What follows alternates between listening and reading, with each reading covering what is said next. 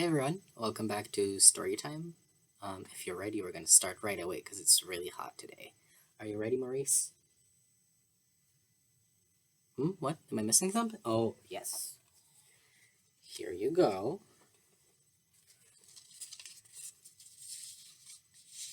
Here I go.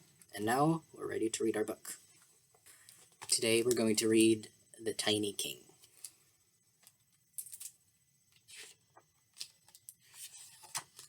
Once upon a time, in a land far, far away, there was a tiny king.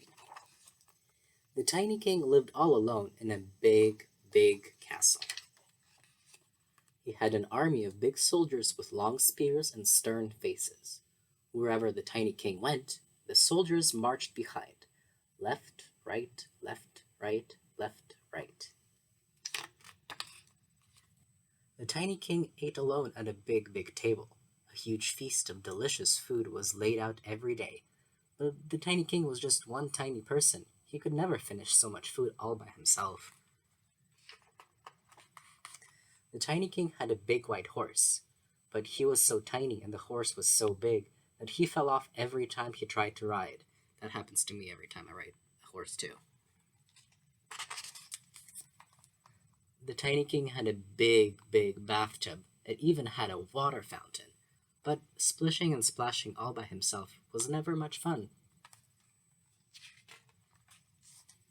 The tiny king's bed was a big, big bed, but he slept in it all alone every night. The tiny king was so sad and so lonely that he never slept very well. Then one day, the tiny king fell in love with a big princess and asked her if she would be his queen. She said yes, and soon they were happily married. Not long after, the tiny king and the big queen were blessed with children, lots of children, 10 children. The tiny king was so happy that he sent his army of soldiers home on holiday. They all marched off, left, right, back to their families.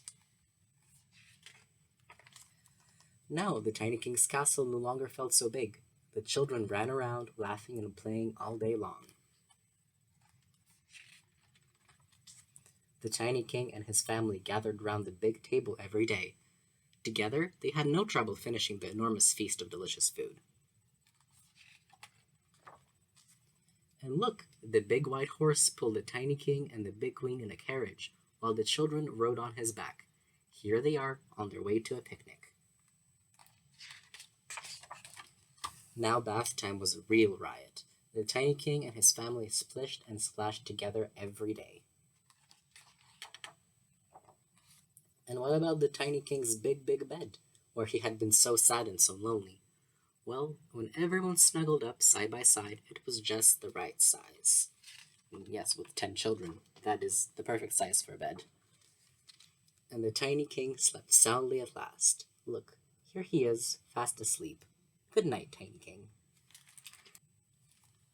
Oh, and the cover says that this is the actual size of the tiny king, so this is how tall he is. He's approximately Maurice's height. Are you a tiny king too, Maurice? Because we know that kings come in all shapes and sizes. Alright, I will see you next time. Bye.